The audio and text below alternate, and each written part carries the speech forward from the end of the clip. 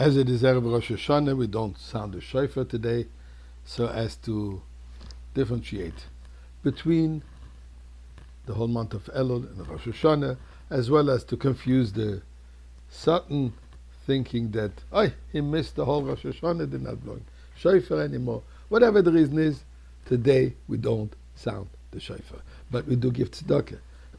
So please join me giving tzedakah. And as it is the last Friday of this year, and by the way, I thank you listeners to be with me throughout the entire year. And we certainly hope that next year we won't have to do this, because we will all be in the Beis Hamikdash. We're going to hear not Torah in 6, but we're going to hear Torah in its fullest, deepest dimension. But now a story. Pomegranates figure very strongly in Jewish law, in Jewish identity. Talmud tells us that every Jew, even the one who is considered a renegade, Milei mitzvahs keriman, is full of mitzvahs like a pomegranate seeds. And in fact, as we know, custom has it that on the first night of Rosh Hashanah, we eat a pomegranate. And the reason? Because of the many seeds. And our tradition says that there are 613 seeds in the pomegranate. Now, I don't know if you had the opportunity to count them, or the patience to count them, but I want to share with you an opportunity that I personally had together with my wife. Now, if I told that story in the past, I ask your indulgence, please. Your patience, I should say.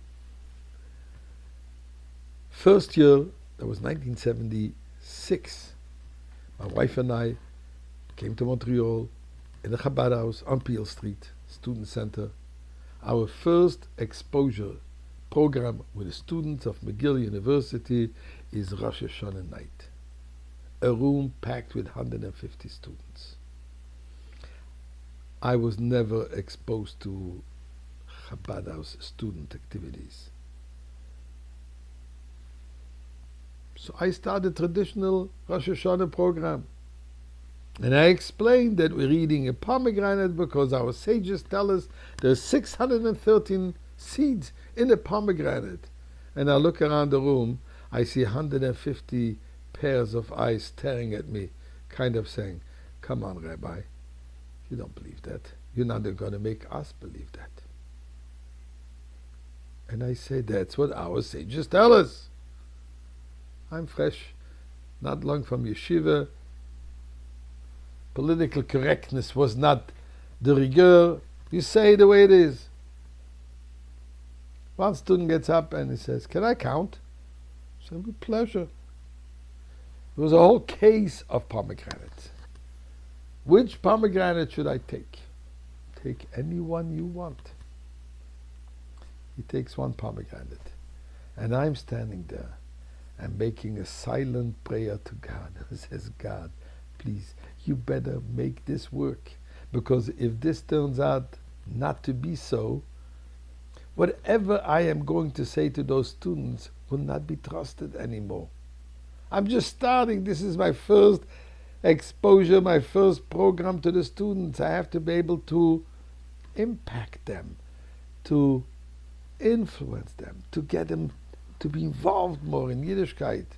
Now, if the rabbi is making a Baba-meises, then what's the point of wasting our time with this guy? So I'm standing there sweating bullets. This student is standing there, 149 other pairs of eyes looking at what's going on. And he counts. And he counts. And he counts.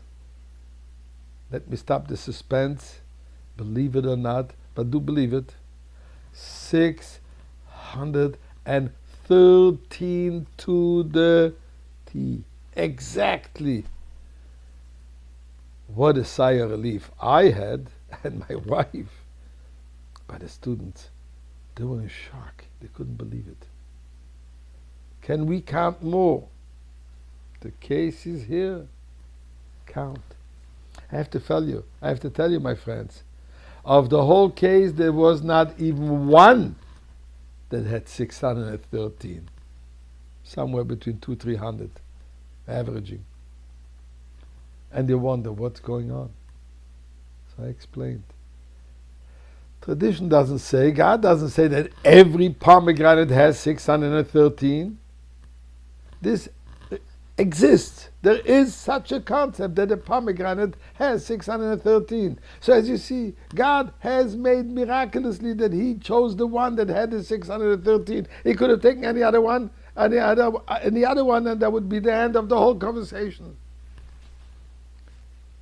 Rosh Hashanah is the time that we have to recognize that what God says is true. And it is for us to accept it as is. And by doing so, we are going to get the godly blessing of a Ktiva v'Chativa Tova to be inscribed in the book of a wonderful Mashiach year.